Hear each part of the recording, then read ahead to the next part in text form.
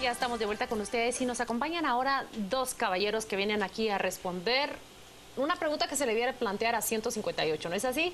Selvin García, tercer vicepresidente de la Junta Directiva del Congreso de la República, nos acompaña junto con Orlando Blanco, jefe de la bancada de la UNE. Miren, la pregunta es así de sencilla. 40 días sin sesionar. ¿Qué está pasando en el Congreso? Bueno, yo creo que pareciera que es un estado normal en esta legislatura. Prácticamente llevamos 3 años y medio de un bloqueo sistemático al Congreso de la República, y hay que decirlo así. El líder entró con una estrategia de bloquear sistemáticamente el Congreso, situación que sigue ahora, básicamente producto de una consecuencia de lo que ocurrió el 28 de noviembre pasado. Cuando se aprobó el presupuesto de ingresos y egresos de la Nación, se aprobaron también alrededor de 14.000 millones en endeudamiento entre préstamos y bonos, 2.800 millones en bonos, y hoy lo que estamos viendo es consecuencia. Al líder no le han pagado en el MISIBI los proyectos que le tenían que pagar, y por eso no quiere entrar al Pleno del Congreso. En pocas palabras, no se forma el quórum para que arranque una sesión. Bueno, este año ha sido para nosotros bastante complicado, a pesar que Junta Directiva ha hecho el mejor de los esfuerzos y precisamente convocado a los plenos correspondientes los martes y los jueves. Se han realizado también las reuniones de instancia jefe de bloque, se han agendado algunas de las acciones que están pendientes, pero hasta el día de hoy, como bien lo dijo Orlando, uno de los problemas más grandes es esa componencia que hay entre el Partido Patriota y el Partido Líder, que no hace estratégicamente entre ellos llegar a un quórum de 80 diputados para entrar a conocer temas que hoy están varados. Pero Selvin, para llegar a elegir a esta Junta Directiva hubo acuerdo. Y hubo acuerdo justamente que permitió que se integrara la Junta Directiva, que ustedes integran. Pero en el Congreso cada día es un tema diferente y acuerdos y consensos diferentes. Hubo acuerdo para elegir al Contralor General de Cuentas entre el Patriota y el Líder, hubo acuerdo para elegir las comisiones entre el Patriota y el Líder, hubo acuerdo para elegir, o sea, hoy es obvio que la población se está dando cuenta que son dos partidos políticos, dos bloques legislativos que tienen entrampada una agenda legislativa con temas bastante urgentes y necesarios que debemos entrar a conocer. El proceso, Orlando, del conocimiento de los estados de calamidad se viene arrastrando desde hace ya semanas, y hoy en principio o aparentemente se dice, ¿se conoció o no se conoció? Bueno, nosotros creemos que no se conoció. Básicamente hay una situación concreta. Lo que se había venido haciendo como costumbre era que llegaba las solicitudes de estado de calamidad, estas se leían en el Pleno y se mandaban a comisión de gobernación. Nunca se terminaba el procedimiento establecido en el párrafo 4 del 138 constitucional, que establece el mecanismo y la forma en que debe de proceder el Congreso para su conocimiento, aprobación, ratificación, modificación o desechar la propuesta del presidente. Sin embargo, esto no se ha hecho. Nosotros acudimos a la Corte de Constitucionalidad porque no se estaba llevando el procedimiento constitucional. Se nos otorga un amparo provisional por parte de la Corte de Constitucionalidad. Como respuesta, PP y Líder deciden no entrar al Pleno para que no se conforme quórum. El día de hoy, de una manera ilegal, creemos nosotros, porque estamos en una sesión permanente, el presidente de Junta Directiva, para congraciarse con el presidente de la República, da lectura a los estados de calamidad que ha enviado el presidente de la República durante el último mes y medio, 3 estados de calamidad, 3 prórrogas de estados de calamidad, sin que tuviéramos el quórum necesario. Con 68 diputados se leyó esta situación. Unos decían de que era quórum mínimo de 40 diputados, eso si hubiera sido cualquier sesión normal. Estamos en sesión permanente donde estábamos discutiendo la resolución de la Corte de Constitucionalidad en torno al amparo para que el Congreso tomara una decisión. Entonces, se hace esta cuestión de manera ilegal. El día de mañana nosotros interpondremos unos amparos y una denuncia concreta contra esa lectura. Contra el presidente del Congreso, porque él fue el que motivó la lectura. ¿Qué implicaciones tiene la lectura de esos estados de calamidad? Quienes nos escuchan desde su casa se preguntan, ¿cuál es el significado, cuál es la consecuencia de que se hayan leído esos estados de calamidad, esa prórroga a los estados de calamidad?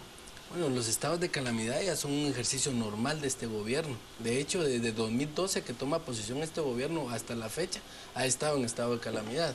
Yo diría no solo el hecho de, a través de una sesión de gabinete de ministros, decretar por el terremoto de San Marcos estado de calamidad, ha generado una serie de inconformidad, incertidumbre y sobre todo corrupción, porque ha habido una serie de compras que se han dado por excepción, ha habido falta de transparencia y sobre todo no hay confianza por parte de la población. Y los estados de calamidad justifican siempre y cuando no se ha cumplido con la demanda que se tiene por parte de la necesidad de los pobladores a los cuales han sido afectados. Y tenemos 3 años, por ejemplo, de 2.750 viviendas que no se han construido en el tema del terremoto de San Marcos, 457 escuelas que no se han construido en el tema de San Marcos.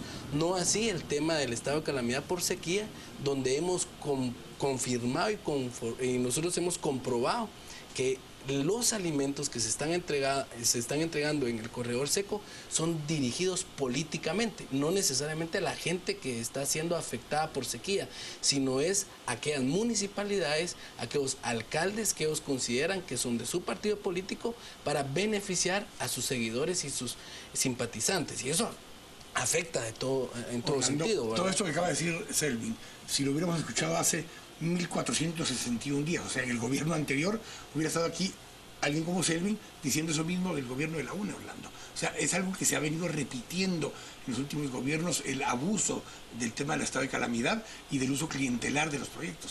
Sí, básicamente ha habido una práctica, diría yo, en los últimos 15 años de uso de estados de calamidad para compras por excepción. Al final de cuentas ese es el tema, ¿no? Lo que sucede en este momento es que se acude a la Corte de Constitucionalidad y ella dice no tienen que enmendar. No puede ser posible de que un artículo que determina cuál es el procedimiento nunca se evacúe. Y de esa manera lo que hay es esto. Pero lo que estamos viendo nosotros, ¿qué es lo que hay? Líder está aprovechando para cobrar lo que le deben de pagos a sus empresas y el PP está aprovechando para llenar las bodegas del MAGA, del MIDES, del Ministerio de Cultura y Deportes, que son básicamente los que están viendo, y bueno, ahora también con las mochilas del Ministerio de Educación. ¿Y para qué? Para tener insumos, tener útiles, tener instrumentos que repartir en la época electoral. Eso es lo que está en juego aquí con el tema del estado de calamidad. Y mientras tanto hay asuntos tan importantes que atender. Para parafrasear lo que Selvin García dijo en su primera respuesta cuando preguntamos qué sucede con el Congreso. ¿Cuáles son esos asuntos urgentes e importantes que se han dejado de atender? Primero tenemos el tema del antejuicio del ministro de Salud Pública, que la Secretaría de la Corte la envía al Congreso para que se conforme la comisión pesquisidora. Tenemos la lectura, si ustedes lo quieren ver, desde el punto de vista constitucional, la lectura del informe del Procurador de los Derechos Humanos. También instalar la comisión para poder elegir a los representantes que van a estar en el RENAP, titular y suplente, que debe elegirse en este momento. Está cefa la representación del Congreso en el RENAP. Tenemos también la lectura de más de 53 iniciativas de ley que en este momento no se han podido dar lectura y por lo tanto también las comisiones no han podido desarrollar su trabajo. O sea, hay bastantes temas que todavía están derivados a la falta de quórum, que no se han entrado a conocer y que es imperante y es necesario entrarlo a hacer. Cuando escuchamos todo esto, Orlando, hay algunos que dirán gracias a Dios no han entrado a conocer estas 53 propuestas de ley, porque algunos no estarán de acuerdo con mucho de ello, pero otros dirán, bueno, ¿qué más hace el Congreso que no sea necesariamente legislar? Lo que sucede es que las sesiones plenarias son la gran ventana del Congreso. Aparte está todo el trabajo de fiscalización, todo el trabajo de intermediación que hacen los diputados, las bancadas, las comisiones, pero donde se discute, ¿verdad? Las iniciativas de ley. ¿Pero se discuten las iniciativas de ley? Pues sí, ahí, para eso está el Pleno. No, pero la pregunta es si en la práctica se discuten. Pero es que, pero si no lo cerramos y nos vamos... No, pero es la pregunta, Orlando, hemos caído en un tema donde ya no se discuten las sí, ¿por qué? Porque han habido componendas previas, ¿verdad? Entonces, en 43 segundos se eligió a la Corte Suprema de Justicia y a la Corte de Apelaciones. Es que eso es lo que ha habido. Como hay componendas previas, entonces el paso del Pleno es simple y llanamente un trámite, ¿verdad? Pero al menos ahí tiene la posibilidad de ventilar públicamente qué es lo que está sucediendo. Nosotros hemos sido muy propositivos en ese sentido porque hemos participado en discusiones serias, que eso es lo que espera la población del diputado que está en el Pleno y que de una u otra forma defiende o se interesa en los asuntos nacionales.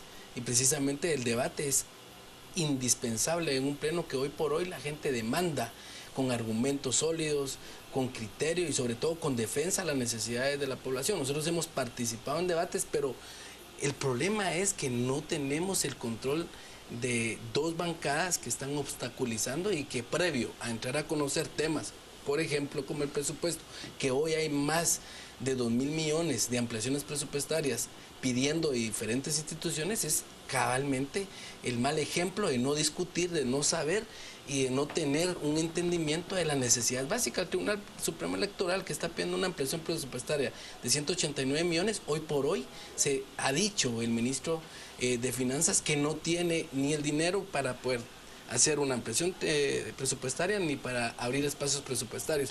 Y por supuesto estamos en un año electoral donde es indispensable fortalecer ese órgano tan importante que es el Tribunal Supremo Electoral. Estamos hablando de la importancia de ese Tribunal Supremo Electoral, pero no olvidemos el Congreso. El peligro de lo que ustedes están hablando acá es que pierde el Congreso. La imagen está tan derruida que prácticamente la gente no cree ni en los diputados ni en el Congreso de la República, cuando es fundamental. Las instituciones estamos formadas por personas. Y yo hago un llamado a la población que vea qué diputado está llegando a trabajar, qué diputado está en el pleno, de qué partido es y cuál es el nombre del diputado. Yo le digo, estamos nosotros llegando constantemente, porque si bien es cierto no estamos en pleno, estamos en comisión y estamos en fiscalización y atendiendo a la población, pero no somos todos. Hay un momento en que la población debe señalar al diputado, debe señalar la institución política y debe señalar también a la persona como tal. Pero decías que vean en qué partido. Aquí tenemos, por pura excepción, 2 diputados de los pocos que no se cambiaron de bancada una sola vez durante estos 3 años y 2 meses que van, porque de todos los demás tenemos diputados que se han cambiado 2 o 3 veces de bancada. Ustedes 2 son de las excepciones. Esta legislatura lamentablemente se va a caracterizar o va a tener un legado nefasto, ¿verdad? Uno, el transfugismo. Nunca antes se había visto tanto transfugismo como el que hubo en esta legislatura. Alrededor de 80 diputados se cambiaron de partido. El segundo es el tema del bloqueo. Su bancada es recipientaria de muchos de ellos. Y nosotros perdimos, nosotros metimos 47. Pero ahora reciben también, están recibiendo de regreso. 47 y hoy somos 22. Pero bajaron a ser 6. Bajamos a ser 7 y... Claro, el punto es que están recibiendo perdieron y volvieron a capturar. Sí. Son casi los mismos que en ese marco, ¿verdad? Volvieron, pero hubo arrepentidos. Lo que pasa es que, no solo arrepentidos, lo que pasa es que en un evento electoral la mayoría de diputados quieren... volver a repetir, y la UNE es uno de los vehículos que tiene grandes posibilidades de tener diputados y por eso es que están regresando. 57 días para la convocatoria, Selvin, ¿va a empeorar esto? Yo espero que no. ¿Pero cuál es el escenario probable? Debemos, creo que en este momento, ser mucho más responsables. Nosotros sí, Enrique y Claudia, decirles que somos responsables en función a la investidura que tenemos. Hemos sido constantes, hemos sido enfáticos y sobre todo conocemos que hay una agenda que debemos de entrar a conocer en función a la necesidad de los temas políticos que se necesitan resolver. Espero que se vaya resolviendo poco a poco este tema. Tenemos la voluntad política, pero no depende de nosotros. La democracia precisamente obedece al consenso y a los acuerdos que se den con mayoría. Y para entrar a conocer en el Congreso temas de mayoría se necesitan 80 votos, 80 diputados presentes y por supuesto para aprobar, improbar o modificar algo. Es hora de trasladar los comentarios que estamos recibiendo en las... Y hay uno solo ahí que se lo voy a probar antes de Juan Carlos, pero dice, tomémosle la palabra al diputado Blanco, dice, cerremos el Congreso. Juan Carlos. Vamos, Juan Carlos, a ver qué nos comparte. Eso es lo que dice José Barrundia. Quique, veamos qué es lo que se publica en Twitter y en Facebook, en las redes sociales que tenemos abiertas para usted en el debate de esta noche. Nos dice también José Pablo, señores diputados, ustedes representan al Estado de Guatemala, no al Partido Verde, Rojo, Naranja. Busquen el bien común, es la solicitud que hace José Pablo en ese llamado ciudadano respecto a la discusión de esta noche con representantes del Congreso de la República. Vamos a ir a los deportes al regresar. Por supuesto, también vamos a tener mensajes a través de la red social Facebook, donde hay otra serie de mensajes e ideas que exponen nuestros televidentes. Nos dice, Orlando, son irresponsables, no aptos para ese trabajo. Low nos dice, a la que montón de horas laborales, es lo que nos dice Gloria. Ya vienen las elecciones y andan buscando en qué partido se colocan. Walter, son unos absolutos haraganes, es la visión que se tiene en las redes sociales acerca del trabajo legislativo. Momento de ir a los deportes, luego entraremos al debate. Esta noche Quique Godoy y Estuardo Zapeta. Los deportes son presentados por